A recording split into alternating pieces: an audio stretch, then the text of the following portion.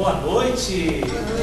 Louvado seja nosso Senhor Jesus Cristo. Para sempre seja louvado. Olha, que alegria, satisfação estar aqui com vocês. Quando eu recebi o convite do Ricardo, não tenho dúvidas de que meu coração se lembrou das palavras do salmista, no Salmo 121, versículo 1, ele diz: que alegria quando ouvi que me disseram, vamos à casa do Senhor. É muito bom estar na casa de Deus, é muito bom estar em comunidade, estar reunido com pessoas que buscam o mesmo Deus, que nós buscamos, que nós cremos e adoramos, porque uma vela ilumina, mas duas velas ilumina mais, sim ou não? Sim. Três velas mais ainda, né? Quem dirá então, quando a comunidade está reunida em oração, diante da palavra, com certeza a luz de Deus ela irradia o nosso coração. Bem?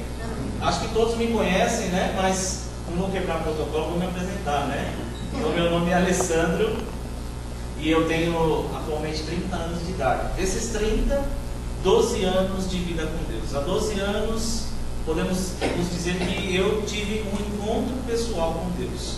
Um encontro impactante que foi um grande divisor de águas na minha vida. Daquele encontro em diante, a minha vida mudou e ali então iniciou um processo de conversão, um processo de busca pela santidade, pela salvação. Não, e já são 12 anos de caminhada, 12 anos se aproximando de Deus como tema, né, da aproximação. E são 12 anos que Deus já está trabalhando na minha vida, no meu coração, restaurando o meu coração, todas as áreas da minha vida, né? E isso é um processo onde nós temos que caminhar. Me lembro bem das palavras da canção nova, que costumam dizer que o caminho se faz caminhando, né? Então nós precisamos caminhar, e porque muitas vezes a graça de Deus, o Kairos, só vai acontecer no processo em que nós vamos caminhando para Ele. Os 10 leprosos foram curados no caminho, né? Quando Jesus deu a ordem para eles procurarem o sacerdote para se apresentarem e mostrar então a sua pele, eles foram curados na medida que eles caminhavam. Então, muitas curas Deus vai realizando nesse processo. Tenho certeza que se eu olhar para trás hoje e falar 12 anos, quanta coisa mudou? Não dá mais para falar que é o mesmo Alessandro. Quem me conheceu há 12 anos atrás, me conhece hoje, tem essa clareza, essa certeza no coração. Não é mais o mesmo. Mas quando eu olho para frente e falo, meu Deus, quanta coisa precisa ser mudada ainda, né? Muitas coisas Deus ainda precisa realizar. E a gente tem que estar com o coração aberto, disponível para que Deus faça isso. Sou casado, né? Minha esposa Érica, nós estamos no 3º ano e 10º mês. Agora em julho completamos 4 anos de vida matrimonial. E fruto deste amor, desse relacionamento, Deus nos deu a graça da paternidade, né? Então nós temos um filho chamado João Pedro, que essa semana completou 7 meses de vida. E estou vivendo um momento talvez mais sublime da minha vida, né? Esse momento da paternidade é um momento muito especial, muito profundo, de fato é saborear Deus, né? Porque o catecismo da Igreja Católica nos ensina isso, que a paternidade humana ela está totalmente vinculada, a sua origem vem da paternidade divina. Então você gerar uma vida é saborear o divino, né, em nós. E então é um momento muito especial da nossa vida. E somos aqui mesmo da Paróquia São José, né? Esse encontro, esse processo aconteceu aqui. E atualmente eu faço parte do grupo de oração Novo Pentecostes, né, que se realiza toda sexta-feira também. E também na comunidade, atualmente nós somos membros do grupo de canto da missa do sábado, a missa da catequese. Sou legionário também auxiliar. E sempre que nos solicitam, nós também vamos dar palestras, pregações, enfim, aquilo que nós pudermos, se estiver ao nosso alcance, nós vamos colocando à disposição de Deus. Outro grande presente de Deus na minha vida foi esse livro, né? É uma inspiração que Deus havia me dado depois de mais de um ano discernindo se não era coisa da minha cabeça ou era a vontade dele. Então Deus, de fato, colocou no meu coração o desejo de que eu registrasse esse encontro pessoal com Deus, né? Apesar de um encontro ter sido usado a parábola do filho pródigo, né? Hoje nós vamos usar uma outra palavra, uma outra passagem que também eu me identifico muito, que retrata bem também a minha experiência com Deus. E nesse livro aqui então, eu relato a minha experiência daquele filho mais novo, aquele filho rebelde, que foi viver as suas ilusões, foi viver a sua aventura, a sua vida ao longe de Deus, e percebeu que a vida ao longe de Deus de fato não tem sentido. Então resolveu voltar para a casa do pai e foi acolhido com muita festa, com muito amor. Muito bem, e qual que é então o nosso tema de hoje, a nossa passagem, para que a gente possa então dar continuidade nessa sequência de palestras, que eu tive a oportunidade de ver os temas, né, e achei assim um material muito precioso, né? Tenho certeza que ao término desse mix de palestras, né, de pregação, de encontro com Deus, tenho certeza que Deus vai fazer muito na sua vida. Você crê nisso, sim ou não? Sim. Bom, e nós vamos falar hoje de um personagem bíblico que, de fato, tem muita coisa a nos ensinar através do seu testemunho. E o nome dele é Zaqueu, o exemplo de Zaqueu, né? Então nós vamos saborear aqui alguns exemplos que Zaqueu nos oferece nesse encontro que Lucas narra que ele teve com Deus, que foi um encontro impactante. De fato, Deus pegou Zaqueu de cheio, né? E ali a vida de Zaqueu nunca mais foi a mesma. E como é bom, né? Porque a palavra, ela convence, mas o testemunho arrasta, né? E o testemunho de Zaqueu, de fato, é fascinante. Como é bom você ver Deus mudar a vida de pessoas. A palavra de Deus fala em Romanos 5,20 que aonde abundou o pecado, superabundou a graça de Deus. Deus consegue transformar uma vida totalmente destruída, deformada pelo pecado, em uma vida santa, uma vida, né, admirável, uma vida maravilhosa. Eu tenho ouvido o testemunho de pessoas. Semana passada vocês tiveram a oportunidade de ter um pregador aqui que era usuário de drogas, quase teve uma overdose no banheiro da sua casa, e quando estava à beira da morte, né, tendo uma overdose, lembrou-se que a mãe rezava insistentemente pela conversão dele. E aí, ele então falou: Deus, se o Senhor existe mesmo, lá no banheiro, lá, né? Quase tendo a sua overdose. Se o Senhor existe mesmo, então muda a minha vida. Deus mudou a vida dele. E hoje ele é um grande pregador, viaja o Brasil inteiro, pregando a palavra de Deus. Essa semana eu tive a graça de ver também um outro pregador dizendo que, antes de conhecer Jesus, era um garoto de programa. E ele tinha um lema, né, para a vida dele. Ainda bem que não tem crianças aqui, só minha filha aqui já não é uma criança, mas ele dizia que a grande meta dele, ele falou assim: eu sei que eu não vou conseguir dormir com todas as mulheres do mundo, mas vou me esforçar ao máximo, para poder eu vou me esforçar ao máximo para poder me deitar com o maior número delas. E aí ele teve um encontro pessoal com Deus e agora mudou o lema dele, né? O lema dele agora é outro. Ele diz assim: eu sei que não posso atrair todas as almas do mundo para Deus, mas vou me esforçar ao máximo para levar o maior número de almas possível para Deus. Então veja um homem que tinha uma cabeça diferente, um pensamento, uma conduta diferente. Deus foi lá, né, e mudou a vida dele. E como é bom, porque o testemunho de fato impacta, ele transforma a nossa vida. Então, dentro dessa temática, eu queria fazer 3 questionamentos para nós durante a nossa colocação. A primeira que né, quem era Zaqueu? E aí essa pergunta serve para nós também. Quem éramos nós e que tipo de vida nós levávamos antes de nos encontrarmos com Jesus? Então essa é a primeira reflexão que nós vamos fazer. A segunda, né, esse encontro com Deus, de fato, mudou ou não mudou a nossa vida? Foi de fato um divisor de águas na nossa vida, esse encontro com Jesus, ou a minha vida continua a mesma?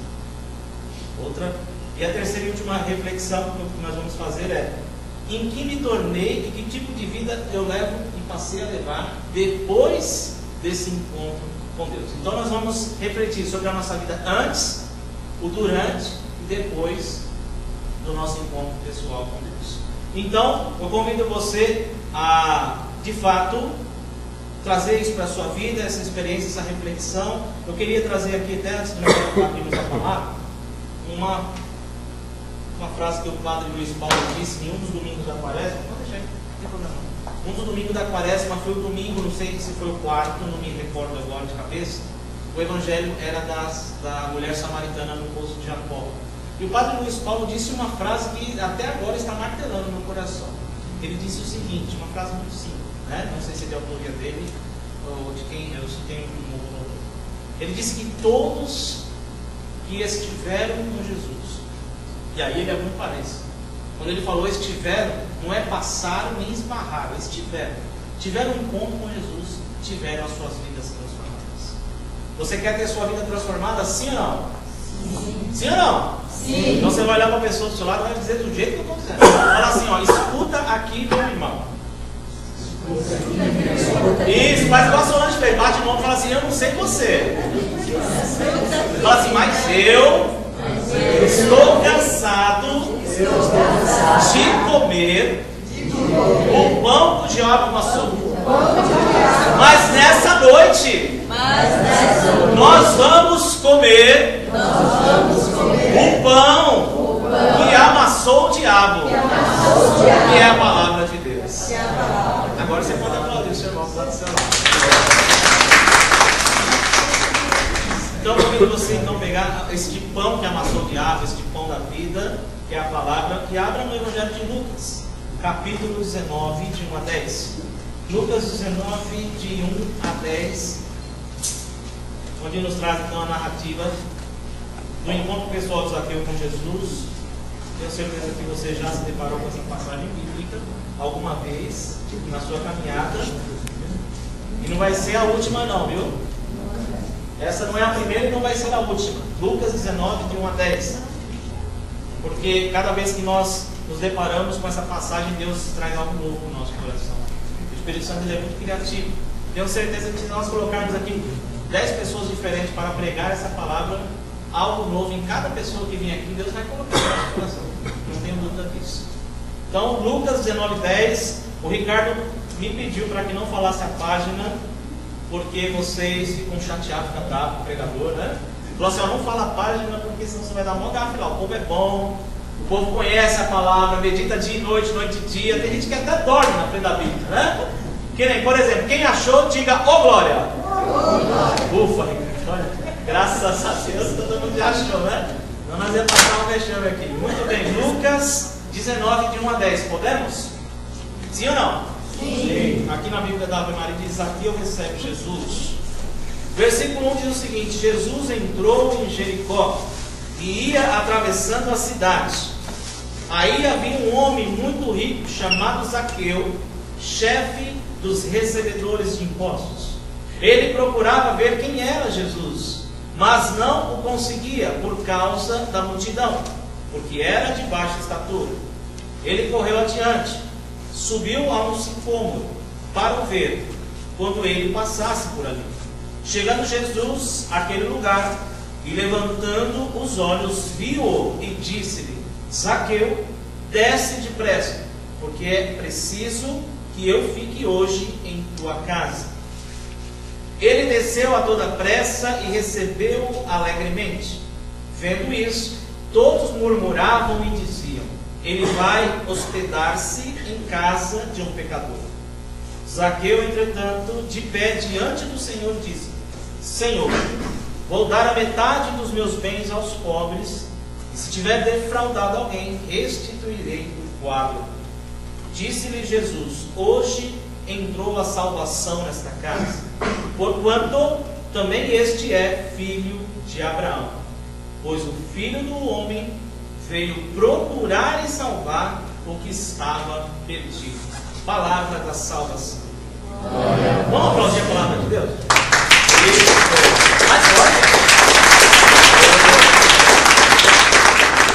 Muito bem, Santo Agostinho, pode beijar também a sua Bíblia, tá? Santo Agostinho diz que quem beija a Sagrada Escritura beija a face de Cristo.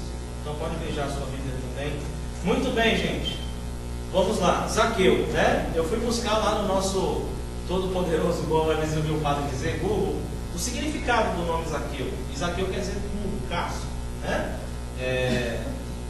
Não muito a ver com a vida que ele levava, mas fez todo um sentido depois desse encontro que ele teve com Jesus. E aí me perguntei, e o meu? Né? Da onde veio? Qual é a origem? Aliás, Zaqueu é um nome hebraico, tá? De origem hebraica.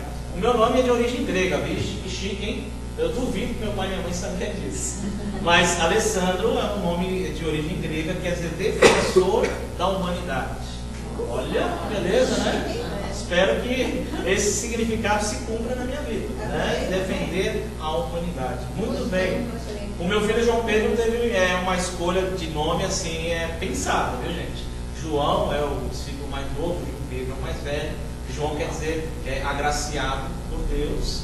Pedro é a pedra, a rocha, né? Pedra de edificação para a construção do edifício, que é a igreja de Deus, o edifício espiritual de Deus. Então, nós colocamos João Pedro, né, nos nossos filhos.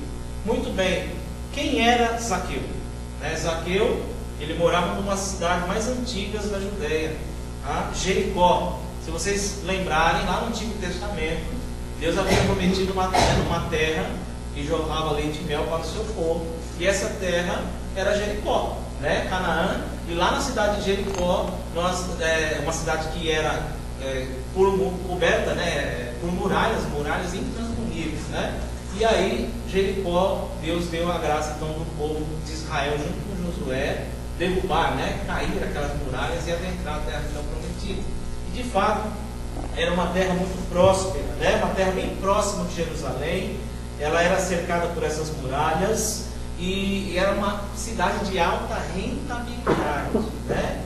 Era a cidade então preferida aí dos mercadores, dos comerciantes, né? Porque de fato era uma cidade muito lucrativa. E até hoje ela é disputada então pelos judeus e palestinos. Aí eu fiquei pensando, puxa, não é muito diferente de São Paulo não, né?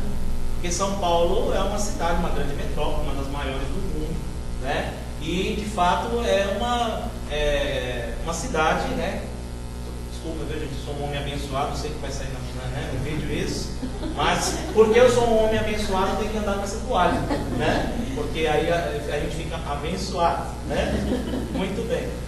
Então, a cidade de São Paulo, que é a cidade, Jericó é a cidade de Zaqueu, a minha cidade, São Paulo, onde eu nasci também, de fato é uma cidade de alta rentabilidade, né? Uma grande metrópole, onde também é uma cidade preferida, é alvo, né, dos grandes políticos, né? Com certeza todos os partidários aí querem assumir o governo, a prefeitura de São Paulo, porque sabem que São Paulo é uma cidade visível, uma cidade que dá retorno, né? Então, não muito diferente de Zaqueu, já estamos aí, né, pegando alguns exemplos da vida de Zaqueu que coincidem com a nossa. Muito bem, e Zaqueu, o que ele era? Era um homem podre de rico, mais podre que rico, né?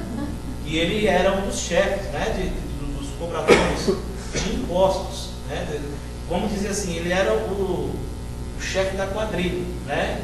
Que extorquia o povo e de fato explorava o povo, cobrando vários impostos. Aí eu fiquei pensando, puxa, mas São Paulo não é diferente também.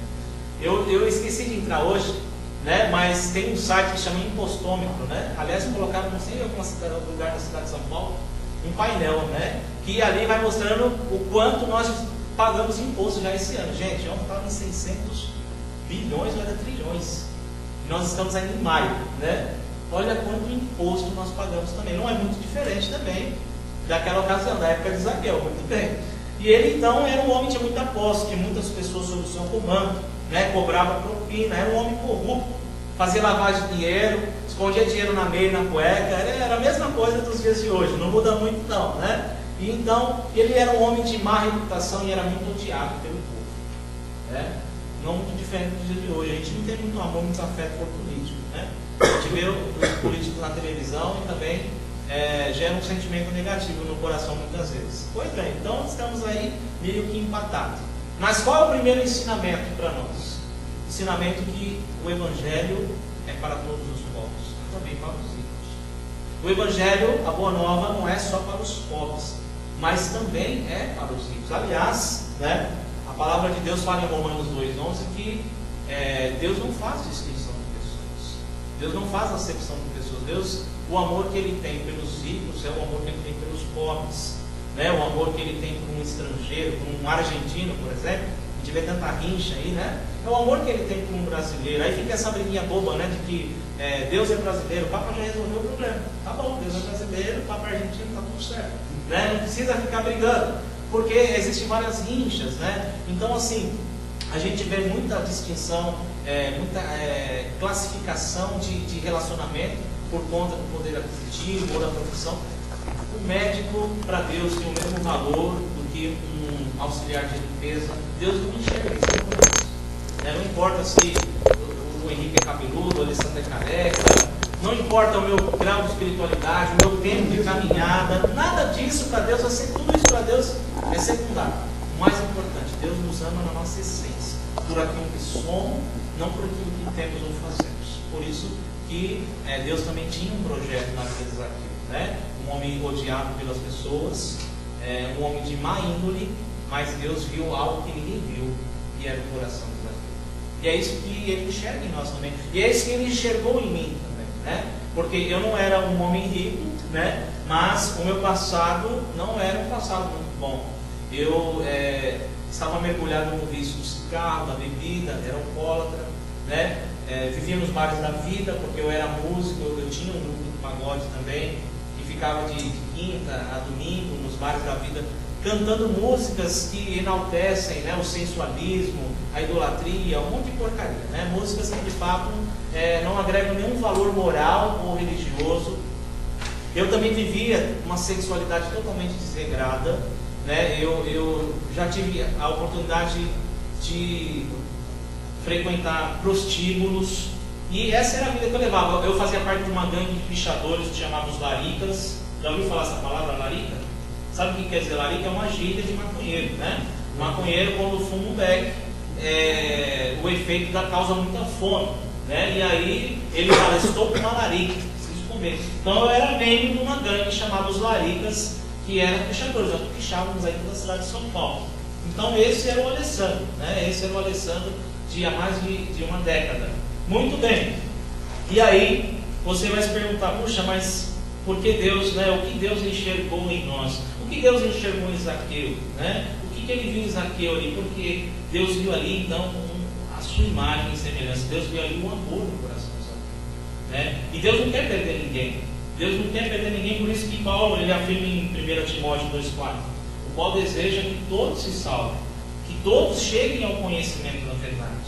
Ou seja, Deus não quer perder nem os piores políticos que nós temos no nosso país, aquele que você fala, esse aí fala demais, não é possível que Deus quer esse cara, né? Deus quer todos, Deus quer a salvação de todos, né? Sem exceção. Deus não quer perder ninguém, porque todo ser humano, seja bom ou ruim, tem dentro de si algo divino, tem uma sacralidade dentro de si que vem de Deus, por isso Deus não quer perder ninguém. Muito bem, o que havia em Zaqueu que nós devemos nos deter hoje? Zaqueu procurava ver quem era Jesus. Um desejo havia no coração de Zaqueu, saber quem é Jesus, quem é esse homem, quem é esse fenômeno, né, que arrasta multidões, que fala palavras que chacoalham o coração. Zaqueu despertou Zaqueu, não sei se uma curiosidade, mas eu poderia dizer que mais necessidade do que curiosidade, porque aparentemente Zaqueu tinha tudo, né? Tinha dinheiro, morava numa grande cidade, ele tinha pessoas sob o seu comando, com certeza devia morar numa boa casa, devia ter de fato um bom salário, devia ter toda uma estrutura financeira que aparentemente pudesse dizer, não preciso de nada, mas faltava o mais importante no coração de Zaqueu, e ele estava em busca disso. Ele queria encontrar o que estava faltando, porque diante de tantas coisas e tantas cosas, existia um vazio no coração dele. E quando ele soube que Jesus passaria por aquela cidade, algo mexeu com o coração dele, fez com que ele saísse da sua casa e fosse então de fato ver quem era Jesus. E aí nós nos assemelhamos. Por que eu estou dizendo isso? Nós seres humanos, e eu coloquei, acredito que eu coloquei essa frase no meu livro, uma vez eu estava ouvindo rádio e ouvi essa frase, esse pensamento. Não deu tempo de pegar quem era o autor, depois eu fui pesquisar no Google e fiquei feliz porque o autor é um padre jesuíta, de nome Pierre de Taylor, não sei se ele é vivo aí, mas ele disse algo que daquele dia em diante, quase todas as pregações eu digo isso. Ele disse assim, nós não somos seres humanos fazendo uma experiência espiritual, é o contrário, nós somos seres espirituais fazendo uma experiência humana, uma experiência que tem prazo de validade e nem eu nem você sabemos o dia e a hora. Então, nós estamos aqui hoje, essa noite, não é para fazer uma experiência espiritual, não. Nós estamos aqui para o conhecimento, a conscientização, né? Os meninos também têm essa palavra, né? Consciência e intimidade, né? Nós estamos aqui para nos conscientizarmos que nós somos seres espirituais e viemos ao mundo fazer uma experiência humana. E essa experiência tem prazo de validade. E essa experiência deve ser marcada e selada pela graça de Deus. Nós precisamos fazer uma boa passagem. Nós precisamos, quando terminar nossas atividades aqui no mundo, ser lembrados por gerações, pelas boas obras que nós praticamos, pelo bem que nós fizemos. Não é bom falar de Santo Agostinho? Sim ou não? Sim. Vocês sabem meados de que ano esse homem morreu? 431 depois de Cristo. Fazem já mais de 1.600 anos que Santo Agostinho veio ao mundo, fez, aliás, um homem que tinha uma vida totalmente corrompida, aporcalhada pelo pecado, mas que pela perseverança da mãe, que durou mais de 2 décadas, quase 3, a mãe ainda antes de morrer viu a conversão, o batismo do filho, se tornou um grande doutor da igreja. E há 1600 anos depois ainda é lembrado, como São Francisco de Assis, que morreu em meados de 1200 e alguma coisa, há mais de 800 anos, e até hoje é lembrado pelas boas obras que praticou, pela experiência impactante que ele fez com Deus, por aquilo que ele passou a ser depois de se encontrar de fato com Jesus. E é isso que deve acontecer conosco também. Não devemos fazer uma simples passagem aqui na terra, não devemos ser mais um, nós temos que ser diferentes. Nós viemos ao mundo para dar certo, nós viemos ao mundo para manifestar a glória de Deus. Olha para a pessoa do lado e fala: você sabia disso? Você sabia que você é tão importante assim? Diga para ele. Pois bem, meus irmãos, é isso mesmo. E eu tenho uma coisa para dizer para vocês que pode até te deixar um pouco escandalizado, mas isso é puramente teológico. Você sabe qual é a maior tormenta no inferno do mal? Não é o fogo que queima, não é a cara feia do encardido, mas a maior tormenta para uma alma no inferno é a ausência de Deus, é estar separado de Deus, porque o pecado tem essa finalidade, o rompimento. O pecado nos separa, nos aparta de Deus, né? Paulo ainda vai dizer em Romanos 6:23 que o salário do pecado é a morte. Essa é a finalidade do pecado, não é uma simples morte corporal, mas uma morte eterna. E uma alma que vai para o inferno, ela está privada do amor de Deus. Gente, isso é uma grande tormenta. E muitas vezes a gente vive esse inferno aqui já na terra, porque um coração que está longe de Deus, ele está vivendo um inferno já, porque ele está afastado de Deus, ele está apartado. E como nós somos seres espirituais, criados à imagem e semelhança de Deus, cuja Bíblia nos diz em 1 João 4,8 que Deus é amor, nós somos imagem e semelhança desse amor. Santa Catarina de Sena vai nos dizer de forma emblemática que nós somos criados num ato de amor. Sem esse amor nós não podemos viver, ou seja, nós não podemos viver longe do amor de Deus. Por isso que tem as carências, né? As carências afetivas. Só que muitas vezes as pessoas canalizam essas carências para as coisas erradas e para as pessoas erradas. Aquilo que nós deveríamos canalizar para Deus, né? Saciar em Deus, nós muitas vezes buscamos nas pessoas. Aí vem a frustração, aí vem a decepção, aí vem a depressão, vem a angústia, vem a mágoa, vem o ódio, tudo aquilo que nós já sabemos. E Zaqueu, até então, ele fazia o quê? Ele canalizava as coisas para os bens materiais. Ele canalizava esse vazio, ele tentava preencher com aquilo que o mundo lhe oferecia. Mas o mundo pode até nos satisfazer momentaneamente. Depois vem o vazio de novo, que nem as pessoas usam droga, as pessoas se alcoolizam para se encorajar, para ter coragem para fazer o que não faz com distração. Aí a pessoa se preenche, tem aquela noite maravilhosa, fez tudo que fez. No dia seguinte vem a enxaqueca, vem o vazio, aí o problema que era assim aumenta.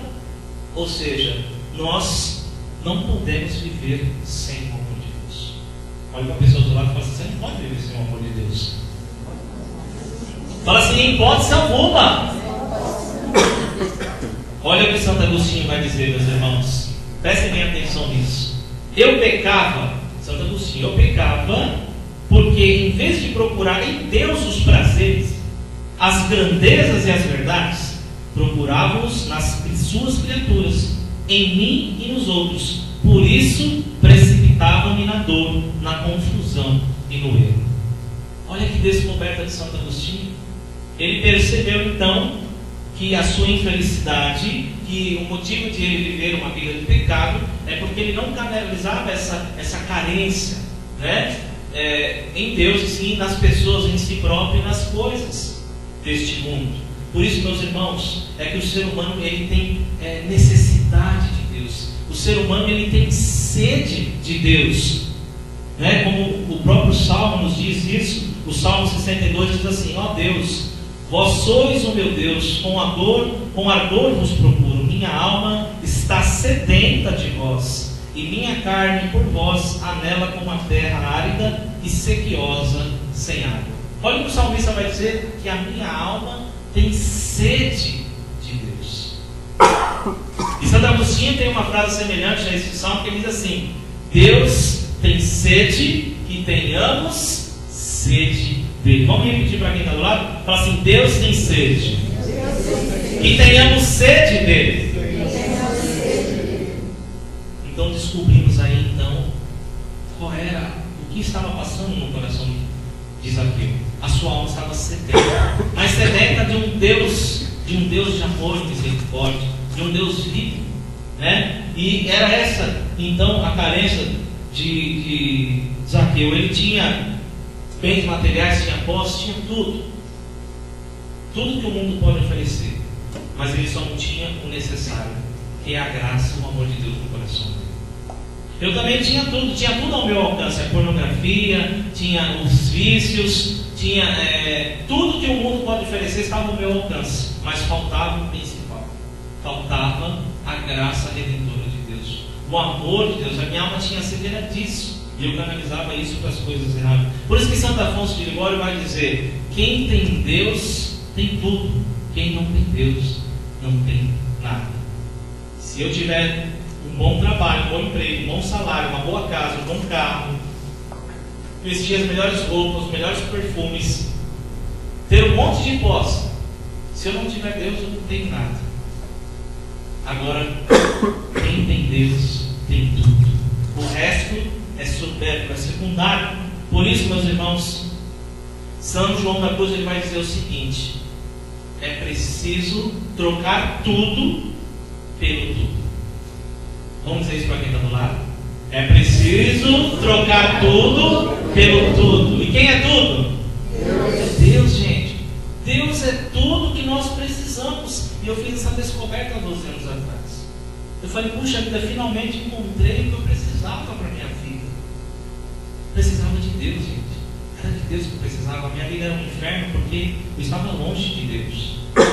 A minha vida estava deformada porque eu estava longe de Deus. Santo Agostinho diz que quando nós nos aproximamos de Deus, nós nos assemelhamos a Ele, mas quando nos afastamos de Deus, nós deformamos. E eu levava uma vida deformada. Zaqueu levava uma vida deformada porque estava com o coração longe de Deus. Por isso, meus irmãos, é preciso dar o primeiro passo, ter a iniciativa.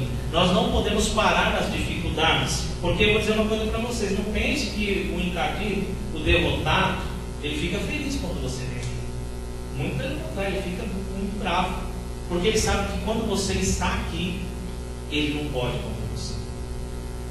Não me recordo do santo que fala isso, mas não sei se é Santa Catarina de Sena ou o próprio São João da Cruz. Algum santo diz que quando o inimigo ele se borra de medo de uma alma que está unida a Deus, como se fosse o próprio Deus. Então, quando nós estamos aqui em comunhão espiritual, em oração, o inimigo ele foge, ele tem medo, ele sabe. Então, o que ele precisa fazer? Nos impedir. O que não vai faltar, gente, para vocês é impedimento de estar aqui. O Ricardo, faltou gente hoje, Ricardo? Faltou, né? São os impedimentos, os empecilhos, né? E não vai ser um nem dois, assim, um turbilhão de coisas vai acontecer para você no mundo. Por quê? Porque o inimigo não quer você. Ele sabe que aqui você vai ter um encontro pessoal com Deus, isso vai mudar a sua vida e você vai ser uma grande afronta contra ele. Por isso, meus irmãos, nós não podemos nos deter. Zaqueu tinha dois problemas: um problema externo e um interno, né? O externo era a multidão e o interno era a sua baixa estatura, né? Outra coisa que me assemelha com Zaqueu, né? É claro que essa baixa estatura não é só de conotação de altura mesmo, né, de tamanho. É claro que tudo isso, se você esmiuçar, traz um grande significado para nós. Mas ele tinha dois impedimentos: a sua baixa estatura e a multidão que o impedia de ver Jesus. O que ele poderia ter feito? Deixa para outro dia, não dá para ver mesmo, né? Um dia que tiver mais calmo, mais tranquilo, né? Um dia que Jesus estiver passando de bobeira sozinho aí eu aproveito essa oportunidade. Ele fez isso, sim ou não?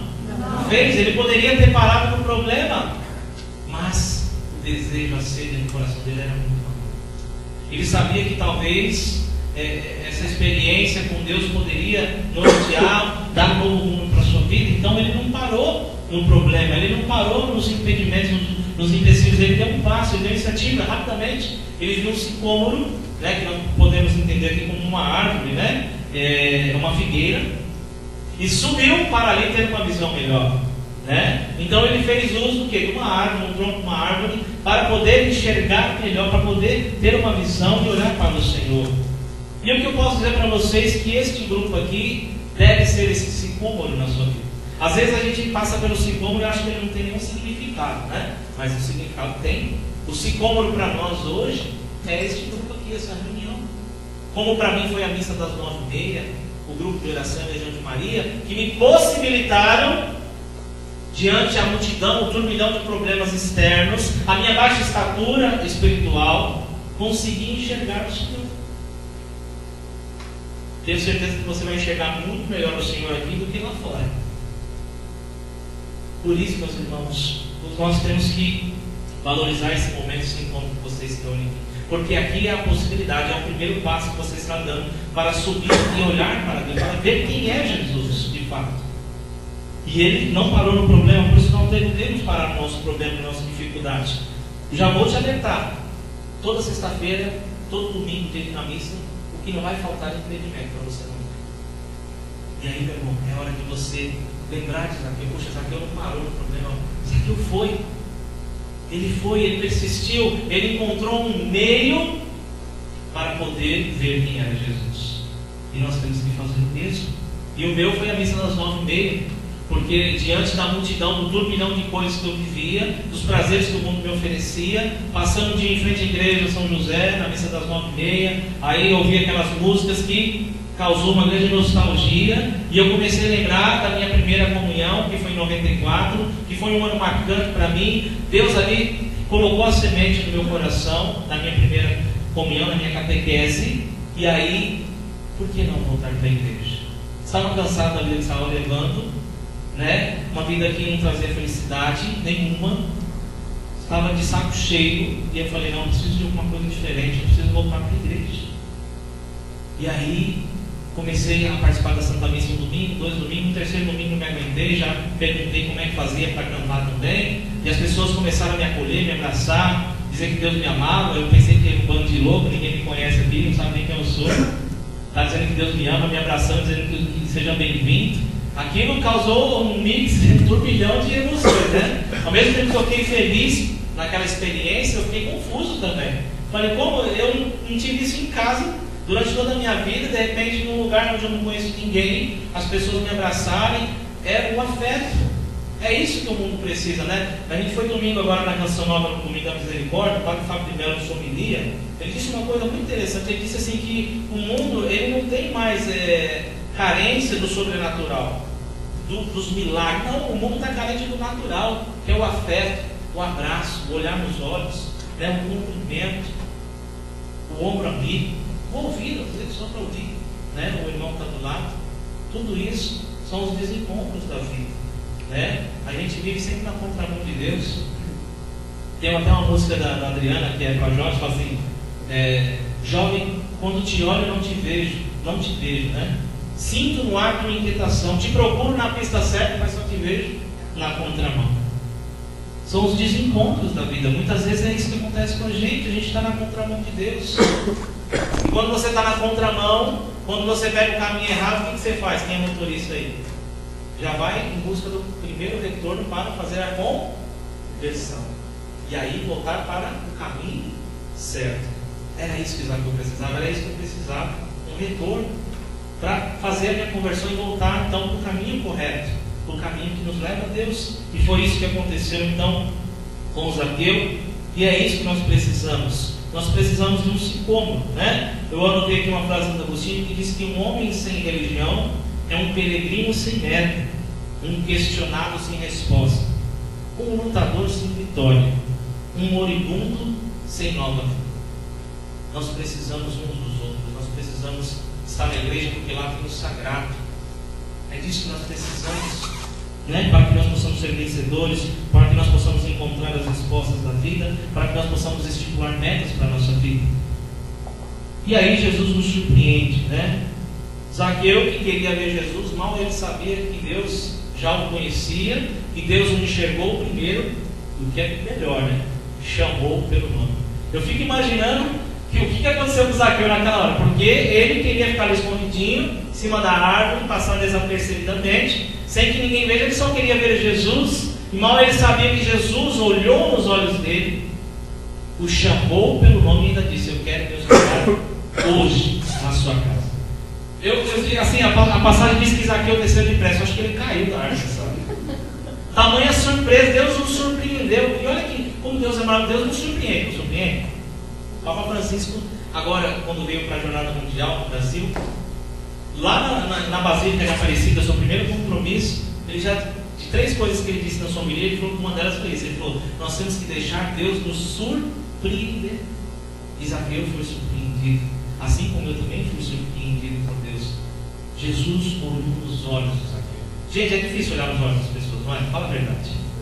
Olha, eu fazia muito isso quando eu comecei a minha caminhada na igreja como ministro do louvor, mas depois com o tempo eu fui deixando de fazer isso, porque eu percebo uma dificuldade. Quando você fala: olha para o seu irmão que está do seu lado agora, olha bem nos olhos dele, a pessoa vai ficar 5 segundos, não é? Olhando nos olhos. Até para a nossa esposa, né? Eu não me lembro a última vez que eu fiquei olhando fixo no olhar da Érica, né? Nos olhos da Érica por um bom tempo. Não me lembro, né? Por quê? Porque nós temos essa dificuldade de olhar nos olhos das pessoas. E não sei quem disse isso, mas dizem que os olhos é a janela da alma, né? Se você quer saber se alguém está falando a verdade ou não, olhe nos olhos dessa pessoa. Principalmente para o filho, né? Se olhar nos olhos, os olhos não enganam, né? Os olhos são a janela da verdade. E as pessoas têm dificuldade de olhar nos olhos. Eu tenho vivido uma experiência muito bacana com meu filho, que agora que ele saiu do peito está na mamadeira, então eventualmente eu também, né, dou ali a mamadeira para ele. E ele é interessante, quando ele chega na metade da mamadeira, ele para e começa a olhar nos nossos olhos. Ele não tira os olhos dos meus olhos, né? E ele fica me olhando: meu Deus do céu, aí eu vou ficando, a gente fica sem jeito, porque nunca vi ninguém olhar assim pra gente. E aí eu fico me detendo no olhar dele. Gente, dura uns 3 minutos, sem brincadeira. Toda vez que eu vou dar mamar para ele, no meio da mamada ele para e fica olhando nos meus olhos assim. E às vezes assim, ó, trabalhando e olhando, né? Gente, ele transmite tanta coisa, né? Naquele olhar dele. Ele transmite, Deus, é como se Deus estivesse olhando para mim, né? E Deus olhou nos olhos de Zaqueu.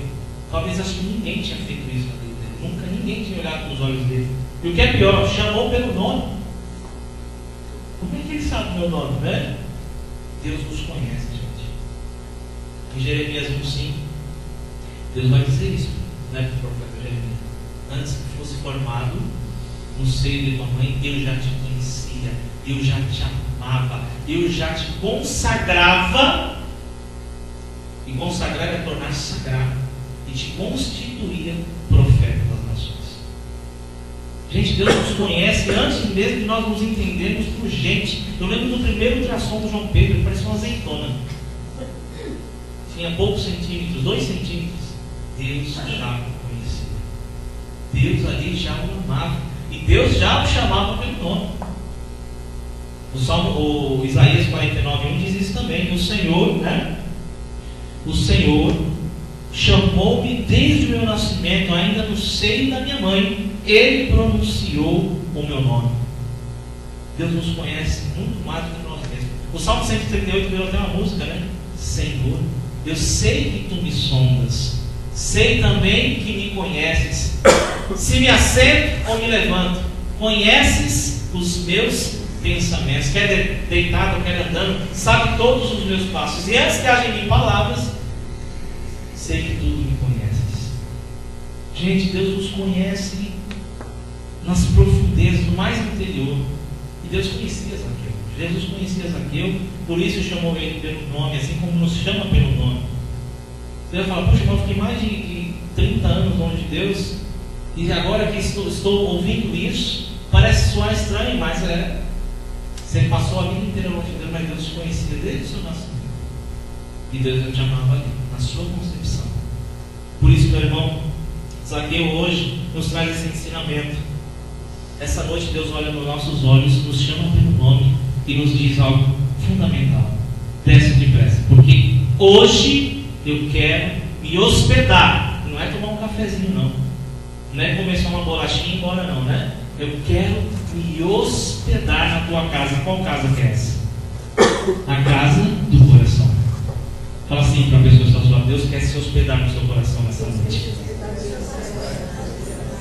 Do jeito que está, gente. Zaqueu poderia ter falado: Senhor, meu coração está bagunçado, a casa está de pernas pro ar, está uma bagunça. Olha, gente, eu estou devendo um monte de visita lá em casa, eu não convido porque a casa está daquele jeito. Eu falo: o dia que arrumar, eu começo a convidar, né? Deus, ele não espera a gente arrumar a bagunça do nosso coração, ele quer entrar do jeito que está, porque ele quer fazer a faxina. Deus quer colocar ordem no seu coração, ele quer arrumar os móveis, ele faz: esse quadro não está bom aqui, vamos pôr ele ali. O sofá é melhor pôr ali. Deus, ele quer reorganizar, restauração. E nós, cadê aquele tema lá? A restauração no caminhar com Deus. É isso que Deus quer fazer na nossa vida. E isso é um processo, ele não vai fazer. Amanhã você já vai acordar convertido, né? Amanhã você já não vai acordar mais, já vai se tornar santo. Não, é um processo, mas precisa começar. E se já começou, não deixe parar, deixa Deus dar continuidade. Não fique parecendo essas obras de São Paulo que não tem, né? Tem começo, mas não tem fim, né? Eu não aguento mais pegar na minha mela. Falo: Senhor, quando é que isso vai acabar? Nós temos que deixar Deus dar continuidade no projeto, no plano restaurador, né? E isso se dá pela aproximação. Quanto mais nos aproximamos de Deus, mais Ele vai restaurando a casa do nosso coração. E Deus quer se hospedar hoje. Essa palavra é muito importante, ela aparece 2 vezes. Hoje preciso me hospedar na sua casa. E depois lá no final Jesus vai falar: hoje a salvação entrou nesta casa. E a palavra hoje, né, tempo real, presente, ela é muito interessante, porque eu não sei se vocês já ouviram falar, né, de um santo chamado Santo Expedito. Sim ou não? Sim. Qual que é a causa que ele defende? A causas impossíveis, né? Ele é um santo popular ou não é? E por que ele se tornou popular nos últimos tempos? Por causa da cultura do imediatismo. A gente vive numa cultura tão imediatista, as pessoas querem que as coisas aconteçam na hora, né? E hoje é tudo na hora, né? Tudo, pega o celular aqui, ó, meu celular, ele é GPS, ele é afinador de violão, eu consigo aqui mandar um SMS, WhatsApp, Facebook, Instagram, uma série de coisas que você consegue falar em tempo real, você consegue fazer tudo de imediato, né? Se você compra uma geladeira, você quer que o cara entregue de imediato. Se você compra um carro, você quer que tudo hoje é assim, ó, no estralar de dedos. Nós vivemos essa cultura. Poxa, então, nada mais nada menos que vamos buscar um santo de devoção aí que já resolve o negócio mais rápido, né? Não para ficar esperando. Porque as pessoas não entendem que o tempo de Deus não é o nosso tempo. A palavra grega kairos e cronos. Kairos, tempo de Deus. Cronos, o tempo dos homens. O tempo de Deus não é o nosso tempo. É claro que o santo não tem culpa disso, né? Mas enfim, e por que ele intercede pelas causas impossíveis, imediatas?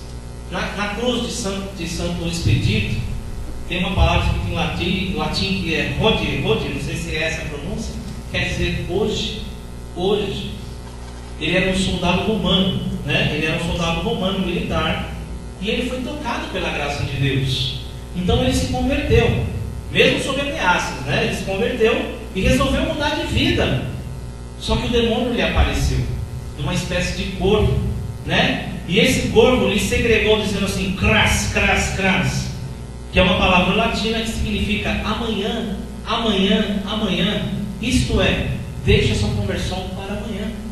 E aí, então, arrebateu o demônio dizendo hodie, que significa hoje. Nada de protelações, é para já. Invocaram nas causas urgentes e imediatas. Então a sua popularidade cresceu por conta disso, por causa desse imediatismo. E aí ele intercede, né? Mas ele também espera que nós nos convertamos imediatamente. É o verdadeiro PHM, né? Por hoje não vou mais pecar. Se todo dia nós acordarmos e fazermos o propósito do PHM, tenho certeza que nós vamos saborear a salvação todos os dias da nossa vida. E é isso que nós devemos fazer, não podemos deixar para amanhã. Deus quer se hospedar hoje. Você pode estar ouvindo tudo isso aqui e falar assim: ah, mas vamos deixar para amanhã, né? Deixa, né, Deus? Amanhã eu me entrego para Deus. Hoje não. Hoje ainda não quero, né? A última vez, né? Não é para gente. Eu nem sei se amanhã nós vamos estar aqui, né? E se hoje for a nossa última oportunidade com Deus? Será que de fato estamos preparados para esse encontro definitivo com Ele? Por isso, nas coisas de Deus, a gente não pode deixar para amanhã. E se Deus vier ao teu encontro, Não perca essa oportunidade. Agarre com os dentes. Faça como Zaqueu, caia da árvore depressa e acolhe Jesus alegremente. Leva Jesus para o seu coração, para a sua casa. Deixa Deus reorganizar a sua vida, a sua história. E o mais bonito dessa narrativa é que o Lucas não se preocupa em colocar ali o que foi conversado entre os dois, porque ali é a intimidade, né? Ali é a intimidade.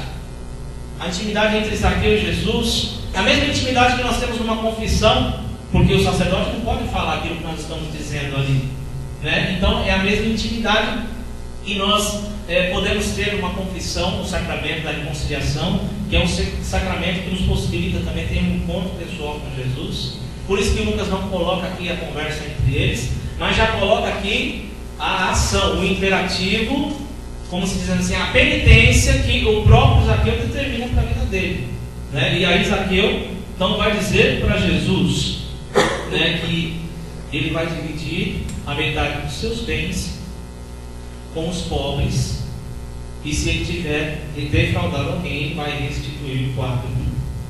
Por isso, meus irmãos, eu não sei se eu já pulei, eu acho que eu pulei uma parte, né? Nós vamos falar disso já. Mas ali ele não coloca então essa narrativa entre os dois, desse encontro, o que foi conversado ali. Mas eu queria também chamar a atenção de vocês para uma parte do Evangelho que diz que quando Jesus diz a Zaqueu para ele descer depressa que ele quer se hospedar na sua casa, um burburinho começou a aparecer ali, e as pessoas começaram a murmurar, dizendo: lá vai ele se hospedar na casa de pecador, né? Aí é o julgamento, que muitas vezes recebemos, mas mais fazemos do que recebemos, né? Muitas vezes a gente julga as pessoas por aquilo que elas fazem, não por aquilo que elas são. Essa semana eu tive um episódio lamentável, né? Eu digo lamentável porque é uma pessoa cristã que faz formação em busca de ser um pregador da palavra, e ele me afrontou, né, até pelas redes sociais, porque com a morte do Jair Rodrigues eu disse: puxa, era um grande homem, né? Eu já tive a oportunidade de fui umas 3 vezes no show dele. Eu não sei que crença que ele segue, qual é o tipo de religião que ele segue, mas eu sei que ele é um cara alegre e fazia do ofício dele um momento de alegria com um povo tão sofrido, né? Um homem que pôs 2 filhos no mundo, hoje tem 3 ou 4 netos. Ele era um homem muito... Gente, ele tinha mais de 70 anos, ele plantava bananeira no palco. Era uma coisa impressionante, né? E ele saía no meio do show para cumprimentar as pessoas. Então assim, falei daquilo que vi, né? E eu vi dele ali um grande homem, e a pessoa me repudiou só pelo fato de ele seguir, acreditar em orixás, enfim, essas coisas todas, né? E aí o cara falou assim: puxa, mas grande homem, você chama ele de grande homem, um homem que acreditava nos orixás, não sei o quê. Eu falei assim: olha, meu irmão, o que ele fazia ou deixava de fazer, eu não sei. Eu sei que Deus não ama o pecado, Deus ama o pecador. E Deus, tenho certeza que não amava menos o Jair Rodrigues do que você, pelo fato de ele não ser cristão como você é. No dia da misericórdia, quando a primeira frase do Padre Fábio de Mello, que ele começou a me rir, eu sei que o rincão quase que caiu, aquele centro de evangelização quase caiu. A primeira coisa que ele falou assim: não adianta nos reunirmos aqui, ó, na frente do altar, diante do altar do sagrado, se nós não temos a capacidade de respeitar a sacralidade de quem está do nosso lado. E às vezes é isso que acontece, né? As pessoas que começaram a murmurar, dizendo: lá vai ele se hospedar na casa de pecador, eram doutores da lei, homens do templo, e se achavam os donos da verdade.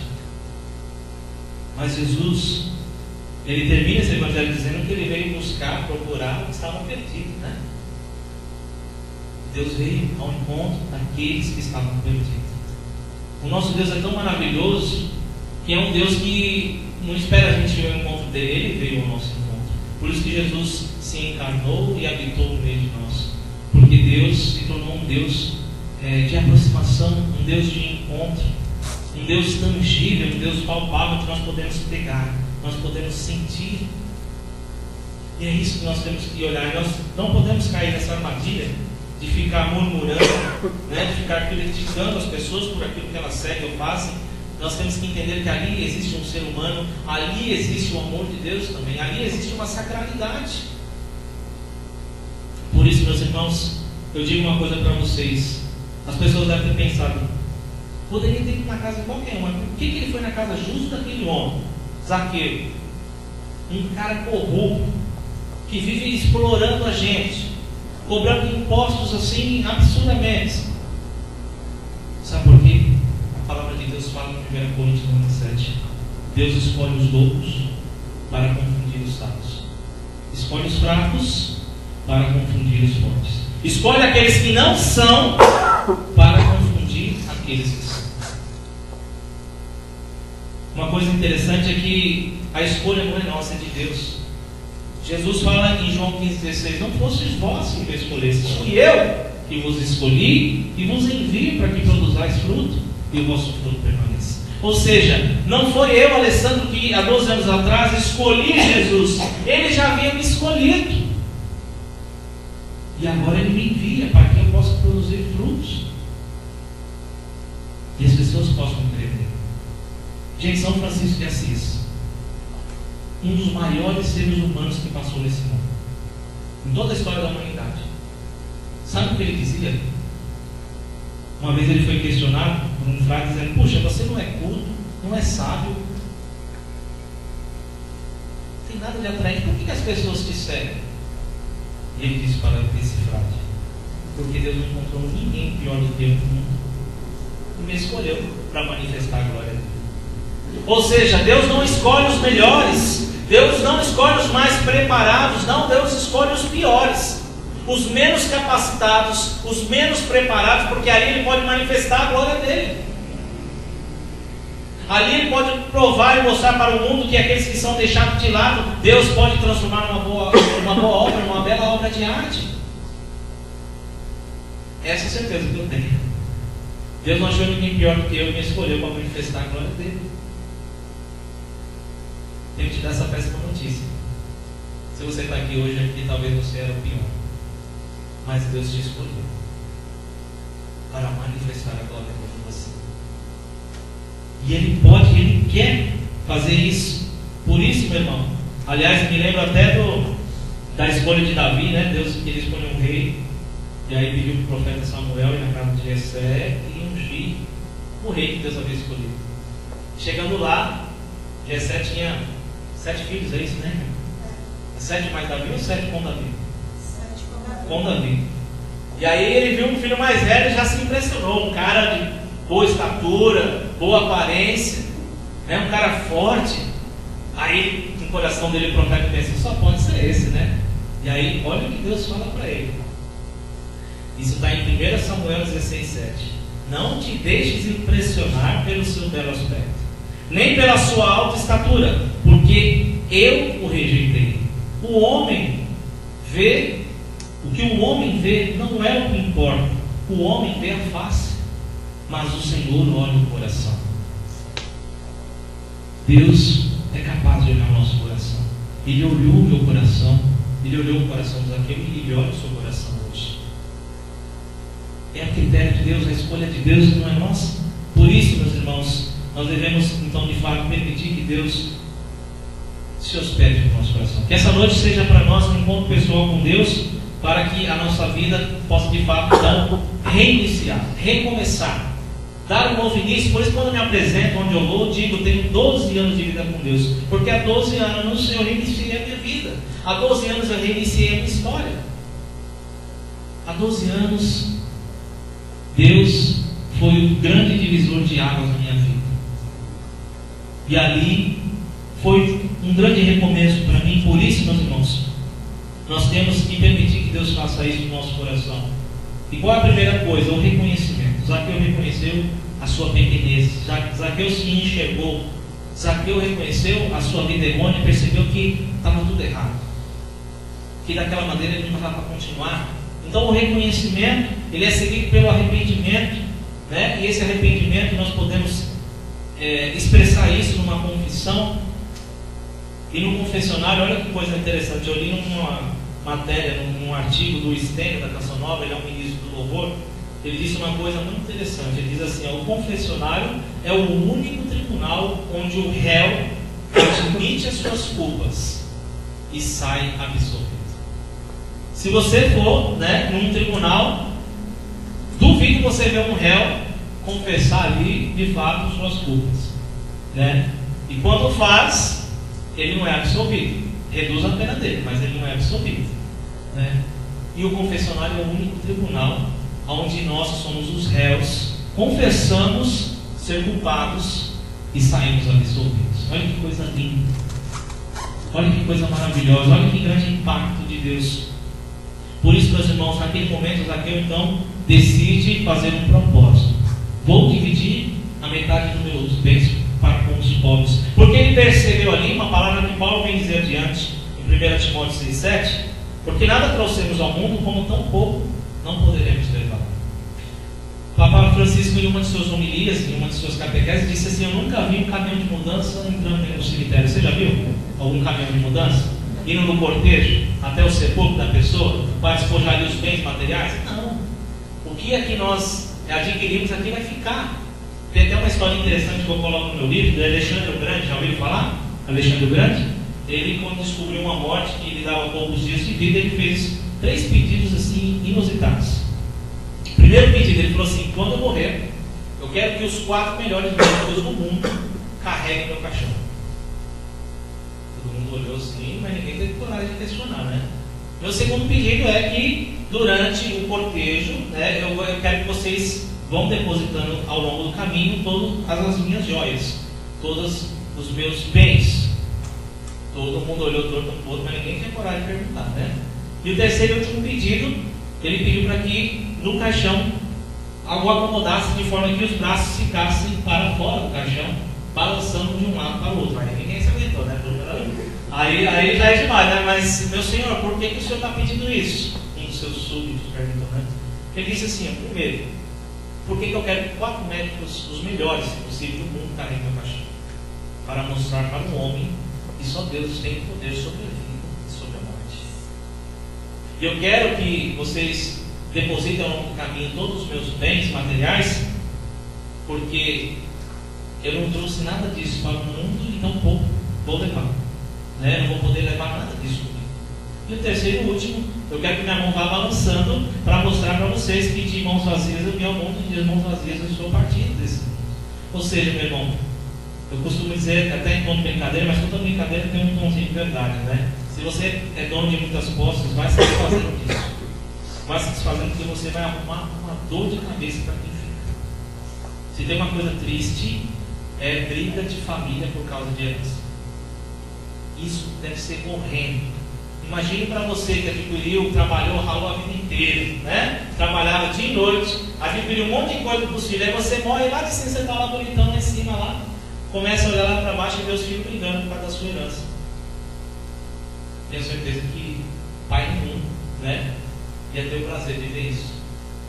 Então, meu irmão, se você tiver muita coisa, não deixa muita coisa não. Quanto menos coisa você deixar, menos dor de cabeça você vai arrumar para quem fica. Então vai se desfazendo, vai doando, faça alguma coisa, mas não fique acumulando bens aqui na terra. E Zaqueu percebeu isso, então ele se comprometeu a dividir a metade dos bens com os pobres. E se ele tivesse sido injusto, fraudado alguém, ele quis restituir o quarto. Por quê? Isso tem um significado. Lá no Antigo Testamento, quando um ladrão era preso, ele era obrigado a restituir o dobro do valor daquilo que ele roubou a vítima, daquilo que ele lesionou a vítima. E quando ele era pego em flagrante, a pena dele era pagar 4 vezes mais aquilo que ele roubou. Ou seja, se ele entrou lá na fazenda do vizinho, lá e pegou um carneirinho e saiu andando, se ele não foi visto, mas lá na frente foi preso, a pena dele, a fiança era 2 carneirinhos, né? Agora, se ele era pego em flagrante, ele tinha que pagar 4 vezes. E quando Zaqueu diz isso a Jesus, que ele estava disposto a restituir o quádruplo, é porque ele havia ali então se entregado. Deus, ele sabia que Deus tinha o flagrado em tudo que ele tinha feito. Um gesto de se redimir. Por isso, meus irmãos, mais um exemplo que Zaqueu nos ensina, né? Que nós possamos ser sinceros com Deus. Ele poderia ter, né? Senhor, eu vou restituir só o dobro. Aí, se eu fui mal com alguém, eu vou restituir o dobro, tá, Senhor? Mas ele sabia que o Senhor era um Deus onisciente, sabia de tudo e vê tudo. Então ele mesmo ali foi sincero com Deus. Vou restituir um quadro. E Deus gosta disso, porque quando ele terminou de falar isso, qual foi a frase de Jesus?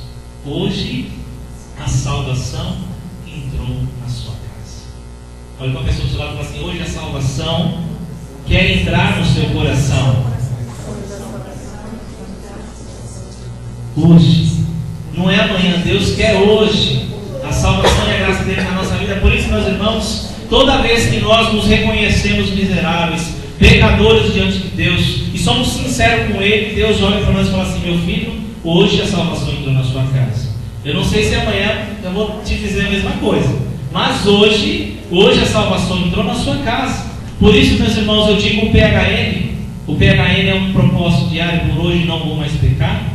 Porque pode ser que aquele dia Deus entrou no coração do Zaqueu e no dia seguinte. Será que entrou? O evangelista não coloca para que a gente possa refletir sobre isso. Hoje a salvação entrou na nossa casa, e amanhã? Será que Deus ao término do dia vai dizer a mesma coisa para nós? Meu filho, hoje, mais uma vez, a salvação entrou na sua casa. Diariamente, Deus quer dizer, Deus quer gritar isso no nosso coração. Hoje, mais uma vez, a salvação entrou na sua casa. Santo Agostinho tem uma frase muito bonita que ele diz assim: diante da criação de Deus, a mais bela é o ser humano. Ele diz assim, que a conversão é uma obra ainda muito mais bela do que a criação. Se a criação é uma obra bela, a obra mais bela de Deus, feita a sua imagem e semelhança, Santo Agostinho vai dizer que a conversão ultrapassa a beleza da criação. Então, quando nós nos convertemos, nós nos tornamos algo preciosíssimo para Deus. Volto a dizer, Romanos 5:20: aonde abundou o pecado, superabundou a graça de Deus. Deus não ama o pecado. Diga para a pessoa do seu lado: Deus não ama o pecado, Ele ama o pecador. E sabe o que Jesus fala depois que ele diz: hoje a salvação entrou na sua casa? Jesus diz assim: porquanto também este, Zaqueu, disse assim, voz alta, para que todos ouvissem, também é um filho de Abraão. O que quer dizer isso? Ser um filho de Abraão. Quem era Abraão? Abraão era conhecido por causa de quê? O pai das nações, o pai da fé. Ele não foi provado na fé quando Deus pediu a vida de Isaac? E aí Deus poupou Isaac, mas não poupou seu filho, né? Deus entregou o seu filho na cruz. Então, Abraão passou a ser conhecido como pai da fé. E isso era o que os fariseus gostavam de ser chamados. Os fariseus gostavam de ser bajulados. Gostavam que as pessoas, quando vissem, falavam: olha a santidade chegando. Esse aí é um filho de Abraão. Isso massageava o ego dos fariseus. Se tinha uma coisa que agradava, queria puxar o saco do fariseu, dos doutores da lei, chamar eles de filho de Abraão. Eles adoravam ser chamados desse jeito, né? Porque aí mostrava para eles, né, todo um ardor, né, todo um ornamento de santidade. E Jesus fala bem alto: o próprio Senhor chama Zaqueu de um filho de Abraão, na frente dos fariseus que estavam murmurando. Portanto, viu o cambada estava murmurando, né? Este também é um filho de Abraão, este também é um filho da fé, porque ele teve fé. E fé é o quê? É a certeza, fundamento da esperança, a certeza de se crer naquilo que não se vê.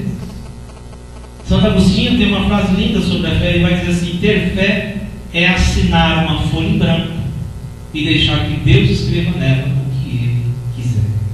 Pergunta para a pessoa do seu lado: você já assinou a sua folha em branco essa noite? Vai deixar Deus escrever o que Ele quiser nela? Aí Santo Agostinho emenda. Olha o que Santo Agostinho diz. Ele fala assim, ó: fé é acreditar naquilo que não se vê, e o prêmio da fé é ver aquilo que se crê.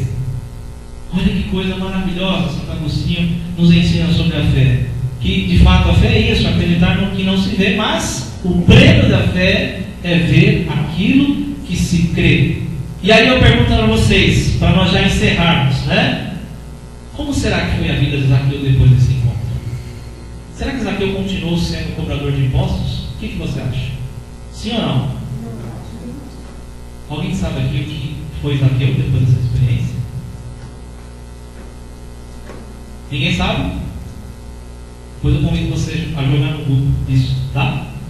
Sites confiáveis, tá? Eu peguei isso aqui do site da Canção 9, mas tem outros sites confiáveis que falam que eu vou ler para vocês. E você, quando for pesquisar no Google, coloca Zaqueu de Jerusalém. Zaqueu, ele se tornou um bispo em Jerusalém. O quarto bispo de Jerusalém. Olha que coisa linda. Zaqueu era cobrador de impostos, depois teve o seu encontro pessoal com Deus e passou a ser um bispo da igreja católica. E se foi bispo, deve ter sido padre. E se foi padre, deve ter sido diácono. Se for diácono, deve ter sido um cristão fervoroso. Zaqueu foi o bispo de Jerusalém do ano de 113 depois de Cristo até o ano 116, que foi o ano da sua morte. Foi bispo apenas 3 anos. Ele sucedeu São Justo I e precedeu São Tobias. Venerado pelas igrejas católica, apostólica romana e pela igreja católica ortodoxa também. É lembrado por Eusébio de Cesareia, que é do ano de 265 depois de Cristo, viveu até 340, que também foi bispo de Cesareia e historiador da origem da igreja, que na sua história eclesiástica, deve ter sido algum documento, alguma coisa que ele escreveu, enumera o nome dos primeiros 4 bispos de Jerusalém. Então, os primeiros bispos de Jerusalém: São Tiago Menor, São Simão, São Justo I e São Zaqueu. Olha que coisa linda. Zaqueu era um cobrador de impostos, um político corrupto, um homem totalmente dominado pelos bens do mundo. Teve um encontro pessoal com Deus e passou a ser um cristão e chegou talvez ao lugar máximo da igreja. Foi um bispo de Jerusalém. Então, meus irmãos, é isso que Deus quer provocar no nosso coração. Por isso eu convido você agora a colocar a mão no seu coração, deixar os olhos por um instante e vamos relembrar tudo aquilo que nós falamos, né? A nossa vida não pode continuar sendo a mesma depois que nós nos deparamos com Jesus. Eu que também tive uma experiência muito negativa na minha vida, uma adolescência muito conturbada, uma adolescência muito perversa, depravada, uma adolescência onde eu fui marcado pelos vícios do álcool, do cigarro, pela prostituição, por uma sexualidade desenfreada, pela falta de respeito pelos meus pais. Eu era um homem muito marrento.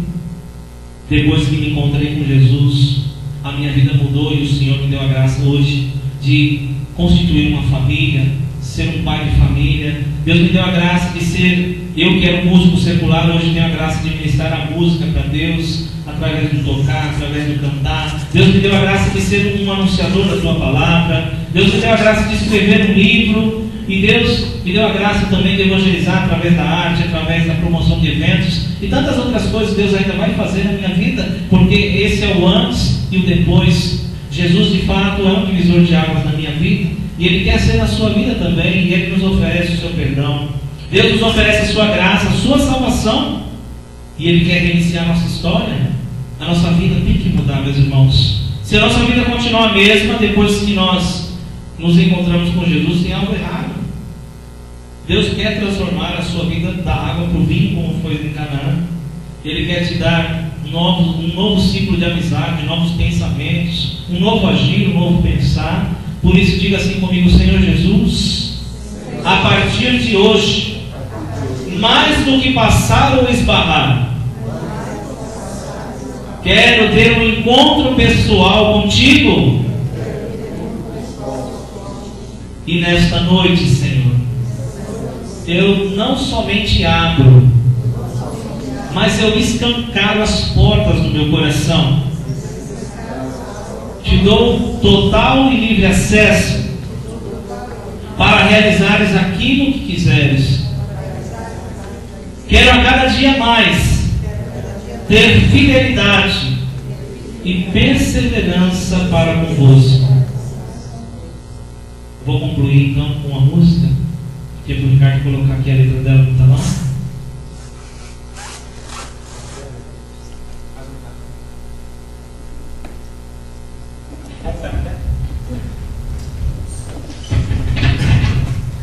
Se você souber cantar.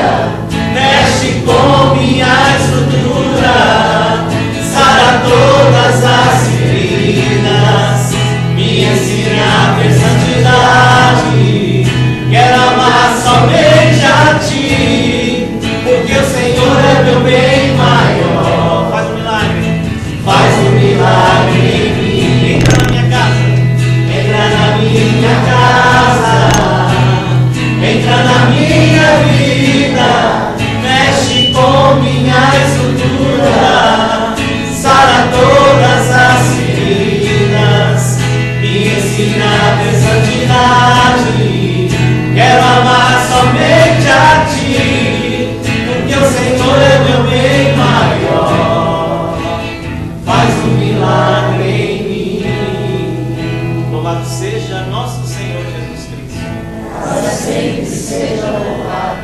Amém? Amém.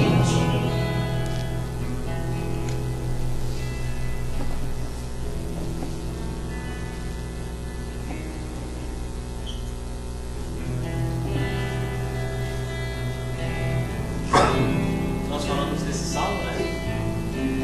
Então nada melhor do que finalizar com ele. Esse salmo nos relata a onisciência de Deus. Deus nos conhece. Antes já vimos há pouco. Tudo o que está passando na nossa mente agora, nas entrelinhas, Deus é capaz de ver. Mas Ele nos conhece perfeitamente, não para nos acusar, mas para nos restaurar. Para que nós possamos ter uma intimidade maior com Ele. Nos conscientizarmos que a nossa vida longe dele é uma vida vazia, é um verdadeiro inferno, uma incógnita. Que durante o nosso caminhar, Deus possa de fato ir restaurando a nossa história. Sempre. Eu sei que tu me sonhas. Sei também. Sei também que me conheces. Se me assento, me levanto. Se me assento, me levanto. Conhece meus pensamentos. Enquanto o Ale vai tocando esse corinho, gostaria de pedir aos líderes aqui, às pessoas do grupo, pudesse estar orando por cada irmão. Vitor, gostaria que você fizesse uma oração por baixo. Faz uma oração junto a ele, Henrique. Faz uma oração com o irmão. Eliane, faz uma oração com as irmãs. Solange, Lúcia, Daniela. Faz uma oração com os irmãos. Sei que tu me conheces, Senhor, eu sei que tu me sondas, Senhor, eu sei que tu me sondas, Senhor, eu sei que tu me sondas.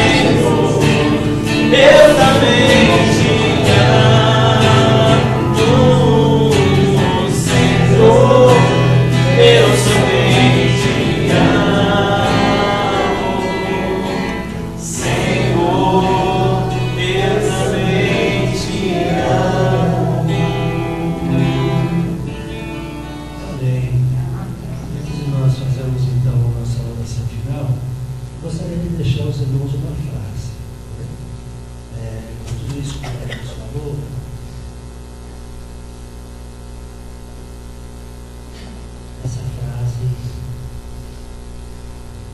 ela pode refletir um pouco. Eu gostaria que cada irmão pudesse refletir nisso assim. dois juntos, se não estiver de acordo, todos nós queremos estar na presença de Deus, queremos, como a Maria mostrou, andarmos juntos aqui, nos dispondo da presença do Senhor. Só andaremos juntos com o Senhor quando estivermos de acordo com a sua vontade. Vamos refletir por isso, vamos refletir por isso mais. As minhas atitudes, os meus pensamentos refletem a presença de Deus na minha vida. As minhas decisões refletem a presença do Espírito Santo do Senhor. Quando nós estivermos tomando decisões que nos aproximam de Deus, que nos restauram na nossa caminhada, restauram o caminho, aí nós podemos estar comigo junto do Senhor. Amém? Amém? Ele tem um materialzinho que ele deixou aqui sobre a mesa. Depois, antes de sair, se depois alguns pudessem passar para dar uma olhadinha, né? São os materiais de pregação dele, os CDs, o livro e outras coisas mais, né? Então, os irmãos puderem estar prestigiando, seria importante, porque é importante para a vida dele, para a pregação. Então, eu gostaria que a gente pudesse estar agradecendo, né? Às vezes, pudéssemos estar fechando essa oração, né? Agradecendo a Deus por ter se dispor a estar conosco na presença do Espírito Santo. A palavra desafio para nós, a transformação de vida, de uma maneira verdadeira para nós hoje. Vamos dessa transformação. Então, vamos agradecer a Ele, vamos agradecer a Deus, né? Nesse momento, e pedir ao Senhor que nos abençoe no retorno do nosso lar. Ó Deus Todo-Poderoso, nós estamos aqui na Tua presença, Senhor, e agradecemos por essas palavras. Essas palavras que nos alimentaram essa noite, Senhor, e que elas sirvam para nós, como nosso irmão disse, Senhor, como algo para transformar o nosso caminho, algo que caia, Senhor, uma semente que caia no nosso coração e seja capaz, Senhor, de transformar para trazer frutos para a nossa vida. Frutos, Senhor, de decisões que nós tomaremos na vida. Frutos, Senhor, que nos ensinem a caminhar segundo a Tua vontade. Frutos, Senhor, que façam de nós, meu Deus, merecedores da Tua presença em nossa vida, Senhor. Pois nós sabemos, Pai, que a decisão de estar contigo é nossa, pois os Teus braços estão abertos para todos nós. Vamos decidir, irmãos, estarmos na presença do Senhor, e nós te agradecemos essa noite, Senhor, pela presença do Amigo, que se dispôs a trazer a Tua palavra, que se dispôs a estar conosco nessa noite. Que o Teu Santo Espírito, Senhor, possa estar a cada dia, meu Deus, regando o coração desse irmão com alegria, com prosperidade, paz e bênçãos, para que a cada dia ele se renove, Senhor, para que ele seja cada dia mais usado por Ti, Senhor. Muito obrigado, Senhor, pela Tua palavra, muito obrigado pela presença do irmão, muito obrigado por cada um, Senhor, que decidiu estar aqui hoje, decidiu, Senhor, estar na Tua presença. No nome santo de Jesus eu te agradeço, Senhor. Amém. Amém. Pai nosso, que estais no céu, santificado seja o vosso nome. Venha a nós o vosso reino. Seja feita a vossa vontade, assim na terra como no céu. O pão nosso de cada dia nos dai hoje. Perdoai as nossas ofensas, assim como nós perdoamos a quem nos tem ofendido. E não nos deixeis cair em tentação, mas livrai-nos do mal. Amém. Ave Maria, cheia de graça, o Senhor é convosco. Bendita sois vós entre as mulheres, e bendito é o fruto do vosso ventre, Jesus. Santa Maria, Mãe de Deus, rogai por nós, pecadores, agora e na hora de nossa morte. Amém. Glória ao Pai, ao Filho e ao Espírito Santo, como era no princípio, agora e sempre. Amém. Que a luz do Senhor direcione a cada um de nós, guardados e protegidos, para que possamos entrar no nosso lar com essa luz que